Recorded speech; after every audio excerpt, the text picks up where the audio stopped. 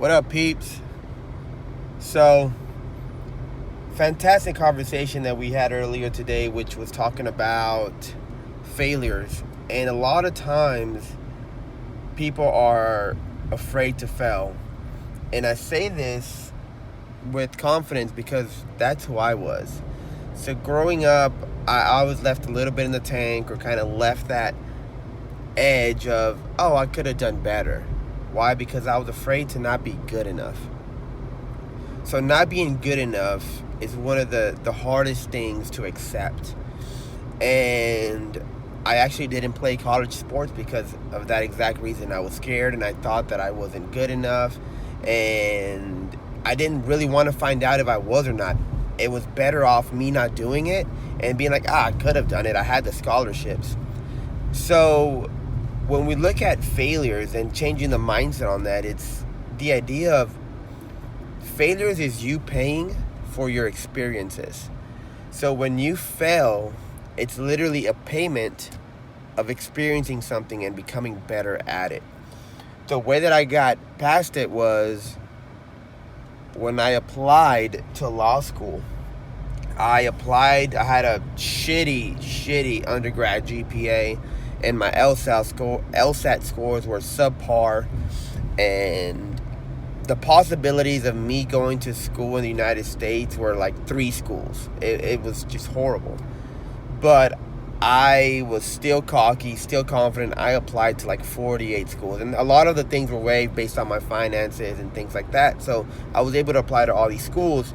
And at the moment, I was living with my parents, and we would get letter after letter after letter at the house, and my mom would look at me with these eyes while I opened it, and every time I opened the letter, it said, I believe it started off, unfortunately, we're sorry that we can't accept you, blah, blah, blah.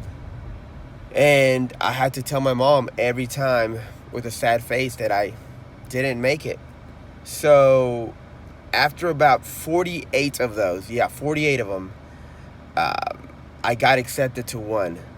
And it took about 10 to 15 of those no's to finally understand, like, this shit's going to happen. And it's going to happen a lot. And the more you try things in life, the more you reach out to do things that are not in your ballpark, the more no's that you're going to get. So when I got into fitness, it was the perfect avenue to really emphasize that. Like, I could now leave somewhere and be like, I did my best. I tried as hard as I could, and this is as far as I got. And I'll do my best to improve on that, and so on. So the reason I say this is because a lot of times we are afraid of failures, which is the reason why we don't do things. And that is a bullshit ass excuse. All right, I just applied for this city permit. I had the first revision, which I failed at, and I contacted the people that revised my application, which was pretty awesome to do. They were super friendly, very inviting. They picked up my calls, and the city here gets a super bad rap about them being horrible, slow, unconclusive, and all of the above. And they couldn't be any nicer. So after talking to them, it really made it clear that failure that I had at first with that application was not a big deal at all. It felt to me like it was the end, like I should probably stop, don't even try and do this project. But fuck that. It was just a nice stepping stone to be like, hey man, this is actually really easy. Have a conversation, see what you did wrong, and then move forward. So last night I had all my ducks together and resubmitted the application already with pretty much a guarantee that it's going to get accepted.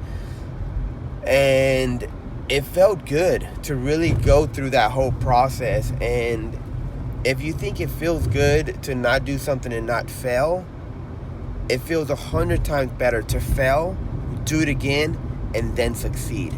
So I hope this video kind of resonates with you, or you're able to relate to it. Because if you are the age that I am or anywhere near it, you're not even halfway done with life yet. All right, so the average age right now is about 80 years old. Give male, female, whatever. So know that if you're in your 30s, 40s, you got a long way to go. So make sure those failures don't scare you. Make sure that they're just learning lessons and part of the game. Peace.